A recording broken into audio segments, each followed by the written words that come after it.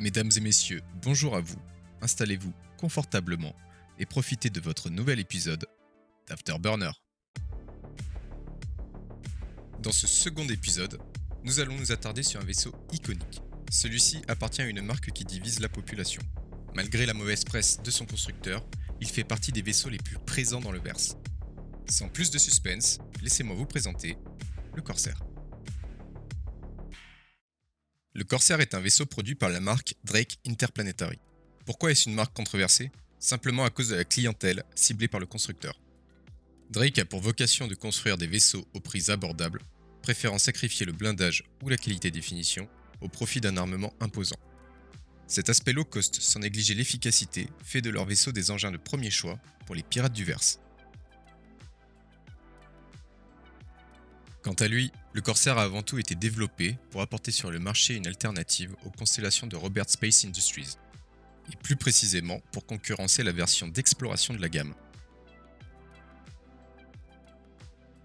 Avec sa coque asymétrique et ses ailes de différentes voilures, il possède une apparence unique qui ne trahit pas le style de son constructeur. Ici, pas de fioriture.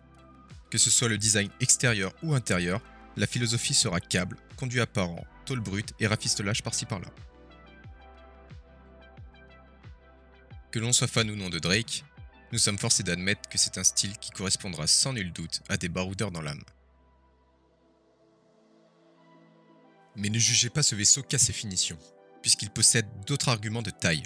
Notez que le Corsair a une géométrie variable. Ses ailes sont capables de se déployer ou de se rétracter au besoin pour s'adapter à tout type d'atmosphère. En position rétractée, le vaisseau mesure 55 mètres de long pour 27 de large et 31 de haut. En position déployée, la largeur passe à 56 et la hauteur à 11 mètres. Des dimensions pareilles permettent d'intégrer au vaisseau une soute volumineuse d'une capacité de 72 SCU. De forme rectangulaire, elle dispose d'une grande rampe donnant un accès depuis l'arrière, idéal pour charger marchandises et véhicules. Par ailleurs, la hauteur de la soute permet d'entreposer des véhicules de la taille d'un Ursa.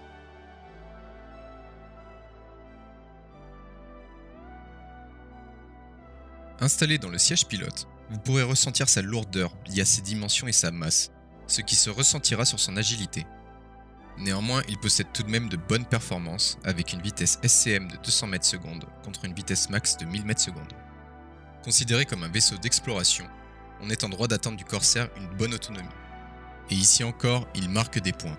Son réservoir d'hydrogène avoisine les 5 millions de litres, et celui de Quantum est proche des 7000 litres. Vous pourrez donc voyager loin sans vous soucier de la jauge de carburant.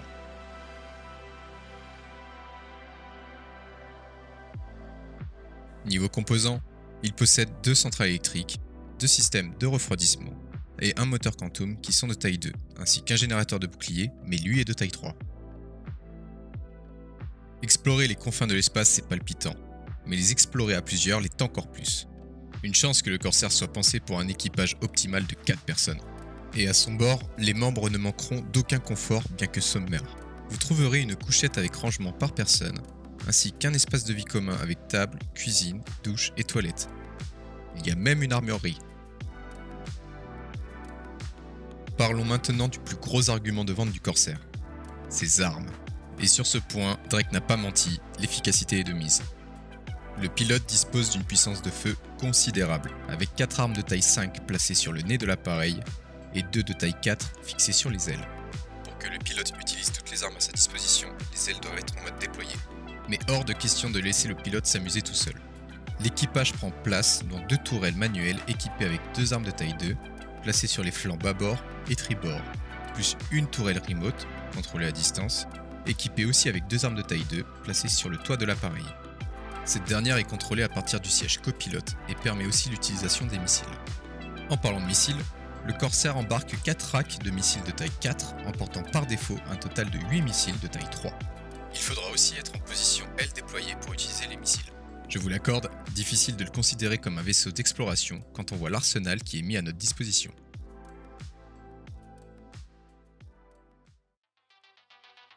Amateur ou non de Drake, il faut admettre que le Corsair est bien pensé sur beaucoup d'aspects, ce qui lui a permis de s'imposer comme un incontournable auprès de nombreux joueurs du verse. Bien évidemment, il possède quelques défauts, le plus important étant ses angles morts pour l'équipage en tourelle. Les tourelles bâbord et tribord ne peuvent pas défendre l'arrière du vaisseau, et il n'y a aucune tourelle capable de défendre le vent de l'appareil. En 3.23, le Corsair se vend à Lorville pour environ 6,5 millions d'Alpha UEC.